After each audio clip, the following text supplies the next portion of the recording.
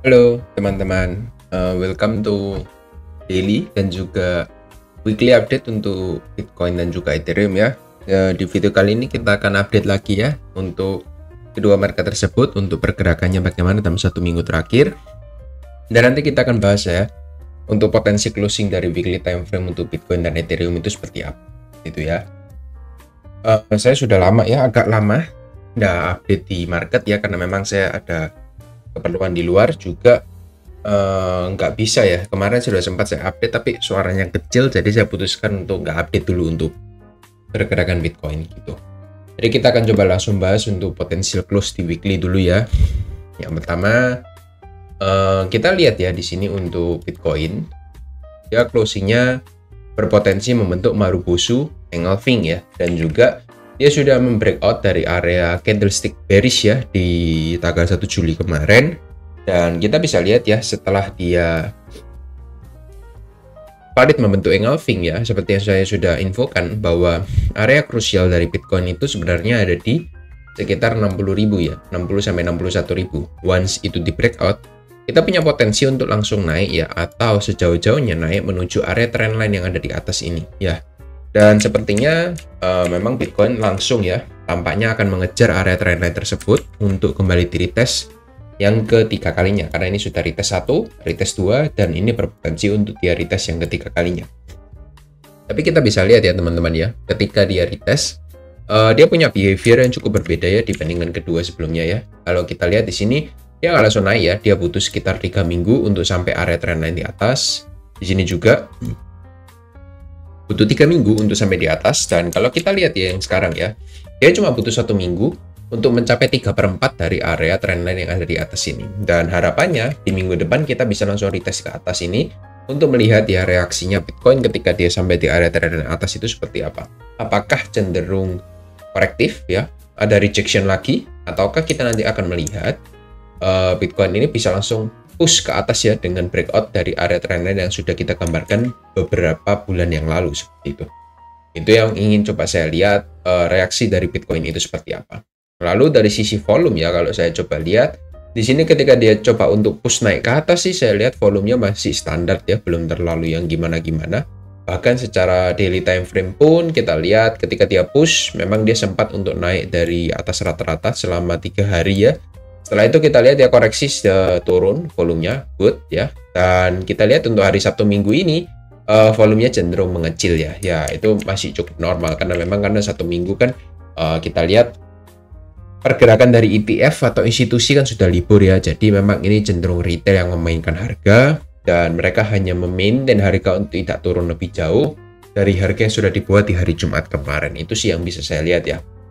Dan juga ditandai dengan momentum yang kurang begitu kuat ketika dia naik ke atas. Dan memang kita lihat ada ada potensi untuk rawan koreksi ya, karena proses kenaikan kita sudah mencapai dekat-dekat dengan area resisten. Dan saya cuma ingin tambahkan di hourly time frame-nya mungkin kita akan lihat yang membentuk channel ke atas ya. Dan apabila dia berhasil breakdown ke bawah, maka memang target saya ingin lihat dulu untuk Bitcoin bisa retest lagi di area support sebelumnya, which itu sekitar di 61.300 sampai ya. Saya melihat di sini ada area support juga yang bisa di retest untuk support pertama. Ini menjadi area perhentian pertama. Kita lihat apakah dia bisa tertahan di sini di sekitar 63.500. Kalau nggak bisa ya kita tunggu di 61.000. Jadi dua area ini bisa menjadi area teman-teman untuk melihat reaksi buyer itu seperti apa. Kemungkinan sih kita lihat akan ada rejection ya di dekat-dekat area resisten di atas, dan memang kita harus tunggu di area support penting untuk bisa melihat reaksi berikutnya dari buyer itu apakah sudah siap untuk kembali push harga naik ke atas, ataukah kita melihat di minggu depan akan ada rejection seperti itu. Jadi itu ya yang bisa kita lihat dari potential weekly closing dan juga di daily closingnya. Daily close good ya, kita lihat dia berhasil change of character dari area 63.200 dengan cukup bagus dan impulsif ya. Tinggal nanti kita lihat untuk proses pullback-nya itu seperti apa. Karena secara keseluruhan memang kita lihat ini merupakan satu push area ya, dari area low to high sekitar berapa persen ini ya? 24% ya. Nah ini yang memang saya mau tunggu. Ketika dia berhasil reject dari area support, yang mau saya tunggu dia harus impulsif naiknya, nggak boleh korektif seperti ini. Nah, kalau kenaikannya korektif seperti ini ya, ini rawan terjadi koreksi lagi ke bawah seperti itu.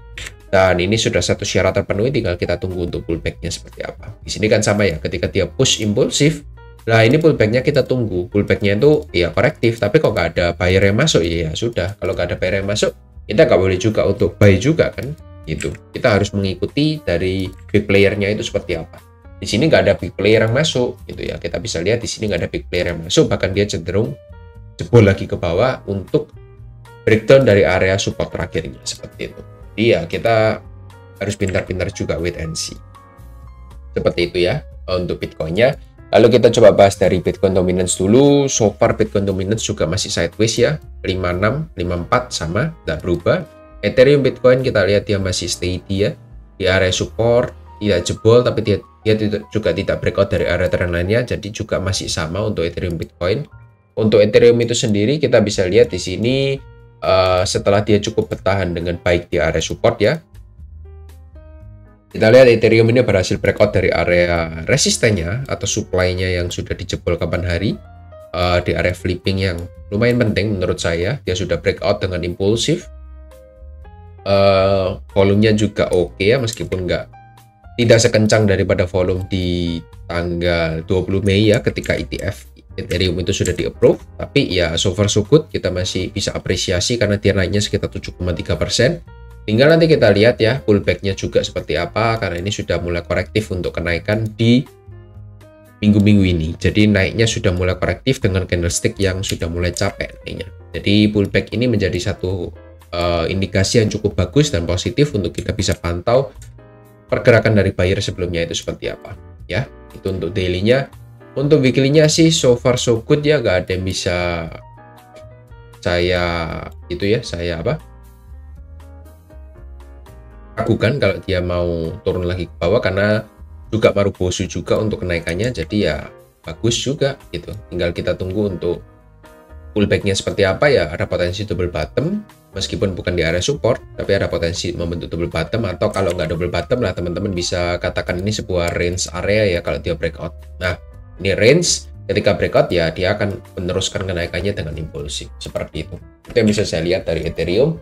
Lalu total tiganya kita lihat sudah membentuk engulfing juga di weekly time frame-nya ya. Ini which is good, sudah mencapai area bottoming, ABC ini sudah selesai. Tinggal nanti kita lihat untuk proses pullback-nya juga seperti Bitcoin dan kawan-kawan itu seperti apa. Ya sudah retest di 40 ya, area flipping-nya yang kemarin kita lihat 640 ini area penting ya. Kenapa kok area penting? Saya coba turunkan ke weekly. Kita lihat di sini dia bertahan dengan berminggu-minggu di sana ya. 1, 2, 3, 4, 5, 6, 7, 8, 9, 10 minggu bertahan di area 640. Setelah itu dia jebol ke bawah dan kita belum pernah lihat dia retest lagi. Baru di minggu ini kita lihat dia retest dan berhasil close di atas 640 ya. Tapi ini masih hari Minggu ya, kita masih butuh sekitar 21 jam lagi untuk closing di weekly time frame-nya seperti itu. Kalau weekly time frame-nya berhasil close di atas 640 ya, ini which is good ya. Kita mungkin akan melihat kalau dia pullback retracement sedikit, setelah itu dia akan lanjut naik, dan itu akan membawa altcoin juga akan mengalami reversal ya, atau rebound juga seperti di major time frame-nya. Itu yang bisa saya lihat dari Ethereum Bitcoin. Tinggal kita coba cek ya untuk ETF flow-nya di minggu-minggu ini. Ternyata minggu ini kita mendapatkan inflow yang masif juga ya, sama seperti minggu kemarin, which is good ya. Di hari Jumat kita pun melihat 383 juta dolar inflow, bahkan GTBC juga inflow juga di hari Jumat. BlackRock Fidelity memimpin pergerakan inflow-nya dengan cukup baik tanpa adanya distribusi dalam waktu 1 minggu ke belakang seperti itu. Jadi good.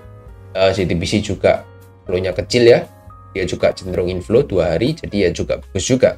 Ini juga sejalan dengan apa yang sudah saya infokan, bahwa ketika dia selesai membentuk higher low ya, atau sudah selesai koreksi, dia akan melanjutkan higher high lagi ke atas gitu ya, dan bahkan dia sudah menembus all time high barunya. All time high sebelumnya di 15.682 dan all time high sekarang ada di 17.000. Jadi 17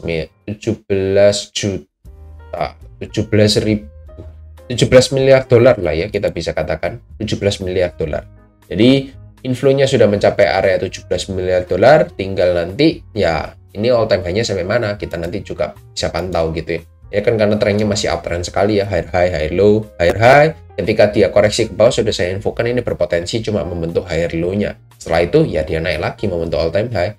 Ini kita bisa lihat ya, all time high-nya dia langsung inflow dengan signifikan ke atas. Seperti itu.